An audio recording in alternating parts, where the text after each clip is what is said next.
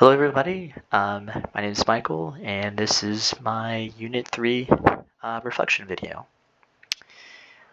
To start off, I'd like to talk about my response to the film that we watched, which was Latin History for Morons by John Leguizamo. I thought this film was absolutely hilarious, but also very entertaining and knowledgeable. And so the very first thing or excerpt that I appreciated was specifically when John Leguizamo comments how when his kid was in school and he was playing cops and robbers with these other kids, one of the other kids tells him that he's a quote unquote beaner and that he quote unquote can never be a cop. Uh, Honestly, when I first heard that, I think my jaw literally dropped. When I heard that, because although John recounts that story, obviously with some humor, it doesn't take away the fact of how racist that comment was. From a little kid nonetheless, and just overall society that it's a normal thing for apparently kids to say. A second scene that I really appreciated was when John Leguizamo comments how he's felt that his whole life, his history was kept from him. Whether it was whether it was in the movies, on the textbooks, or even TV shows. And he says this in a very comedic way, but he says, just like his mom kept him from his father's history, and all he really knew about his history was from his uncle, and then he goes on this tangent of this story from his uncle, which was hilarious. But my response to that was I found that scene pretty saddening because of just how genuine that situation was.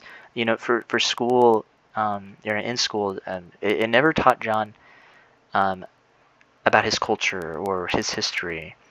And obviously the movies and television that he saw or would watch, it definitely didn't show any of it either.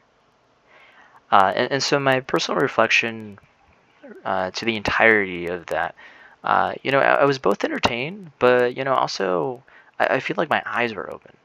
I found John Leguizamo's presentation again hilarious, and so I found that message and his message to be a lot more effective. His delivery on certain jokes that poked fun at history and certain people back then were really funny.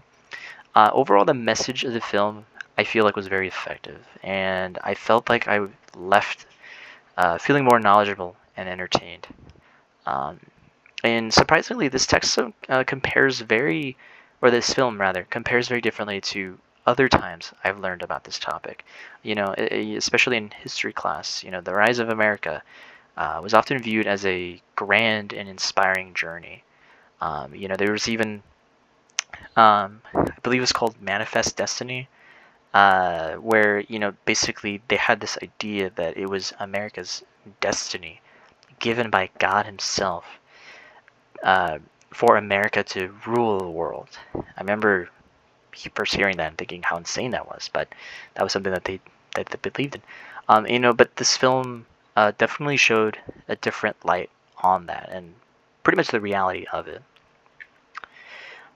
Going on to a current event that's tied to culture and all these other things is ethnic studies curriculum that is being put in place in San Francisco schools. So the SFUSD plans to replace its homegrown ethnic studies curriculum with a more standardized off-the-shelf package starting in August 2025. So at this point, it seems like it already started. But the change, it was actually made in response to criticism from some parents, who said that the existing curriculum promoted division and even anti-Semitism. And so this event actually includes some arguments about balancing cultural appreciation versus more systemic issues, like racism and white supremacy. And so um, the state budget also included some funding for implementing the ethnic studies graduation requirement this coming year, which caused some more problems. A key term that I thought was appropriate for this event was insider outsider, and mainly because its culture is assumed to be correct or normal by insiders, and it's often misunderstood or stereotyped or viewed as abnormal by outsiders. This produces patterns of advantage and disadvantage, marginalization, and the norm shapes one's devaluation of differences or otherness. And overall, social inequalities are rationalized on the basis of social norms. So um, the curriculum that was currently in place, from the insider perspective, from the people who have kind of viewed these as correct or normal, probably even the teachers and the people, um, in the school district that thought that curriculum was okay to teach, they viewed that as normal. While, the outsiders, like the parents, um, felt like that wasn't normal, that was abnormal and um, not okay. My personal perspective or reaction to this would actually be that of I was pretty content and actually kind of proud to see that at least here in the US, we're making those changes to having a better idea and perspective on matters like this. I think especially when it comes to anti-Semitism, it can be pretty tricky and sensitive overall. So hearing that specifically from parents that these changes should be made for their kids is something nice to see.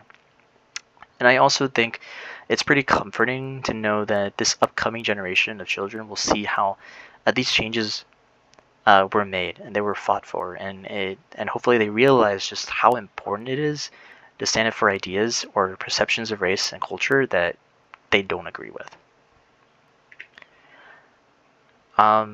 As far as the questions, I have two. One, in regards to the San Francisco Ethnic Studies case, how do you think these changes in the curriculum will affect the community? So once those things are in place, how do you think they'll affect everybody involved?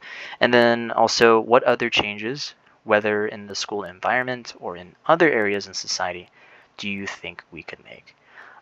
So those are all the questions. That's my presentation. Thank you so much for watching, and hope you have a good one.